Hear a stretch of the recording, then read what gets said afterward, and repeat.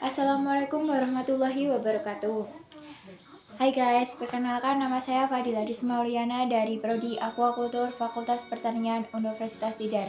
Di sini saya akan menjelaskan mengenai 4 materi dari planktonologi. Yang pertama yaitu pengambilan sampel plankton. Pengambilan sampel plankton menggunakan planktonet. Adapun bagian-bagian dari planktonet yaitu 1. Cincin yang berfungsi untuk mengikat tali dan menarik planktonet. 2. Tali untuk menghubungkan jaring dan cincin. 3. Kawat untuk membentuk net. 4. Jaring yang terbuat dari bahan nilon. 5. Botol yang digunakan untuk menyimpan sampel plankton. Metode pengambilan sampel ada 3, yaitu 1. Secara vertikal ialah menggunakan ember karena kondisi perairan yang mengalir, terus dituangkan ke dalam planktonet dan setelah itu dimasukkan ke dalam botol sampel.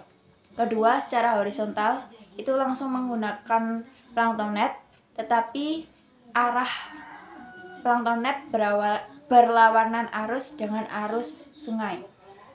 Ketiga, secara miring. Adapun alat dan bahan untuk pengambilan sampel yaitu ember sama planktonet.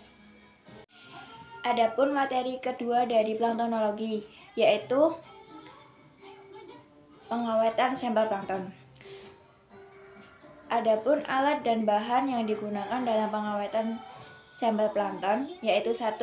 Ada pipet tetes, 2. Larutan lugol, 3. Botol sampel, dan 4. Kertas berlebar. Tata cara pengawetan sampel plankton. Yang pertama, botol sampel diberi label sebagai penanda. Yang kedua, simpan sampel plankton di dalam botol berlebar. Dan ketiga, tetesi sampel plankton menggunakan larutan lugol sebanyak 1 tetes menggunakan pipet tetes. Dan yang terakhir, simpan dalam suhu yang dingin. Yang mempengaruhi pengawetan sampel plankton ada 2, yaitu parameter fisik. Dari parameter fisika yaitu suhu dan kecerahan, dan yang kedua parameter kimia yaitu pH atau derajat keasaman. Materi ketiga dari planktonologi yaitu pengamatan plankton. Alat dan bahan yang digunakan dalam pengamatan plankton yang pertama yaitu mikroskop, kedua pipet tetes, ketiga hygrometer dan cover glass, keempat tisu, kelima sampel plankton. Langkah-langkah dalam pengamatan plankton. Yang pertama, siapkan alat dan bahan. Yang kedua, kocok terlebih dahulu sampel plankton secara perlahan. Yang ketiga, bersihkan hygrometer menggunakan tisu.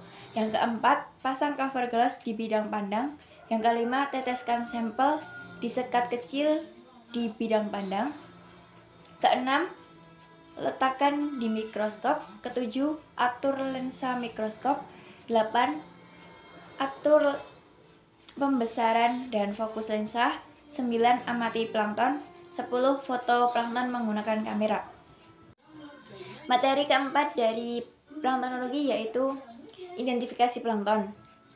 Plankton berdasarkan cara makan atau bakterioplankton dibagi menjadi 3. Yang pertama yaitu saproplankton, tidak memiliki klorofil, contohnya bakteri dan fungi. Yang kedua fitoplankton, tumbuhan mikroskopis yang memiliki klorofil, contohnya chlorophyta, cyanophyta, dan rhodophyta.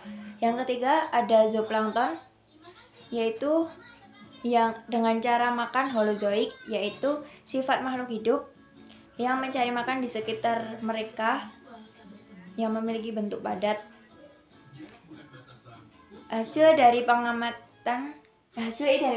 Hasil identifikasi pengamatan plankton yaitu ada Oscillatoria 80, Woronicinea 87, Entomones 73, Radiochus 82, Trichoceras 189, dan Apanizomenon 67. Adapun rumus mencari total kepadatan plankton yaitu N kali 104 sel per mililiter, di mana N adalah jumlah plankton. Sekian dari penjelasan dari saya mengenai planktologi. Apabila ada salah, saya mohon maaf. Wassalamualaikum warahmatullahi wabarakatuh. Dadah.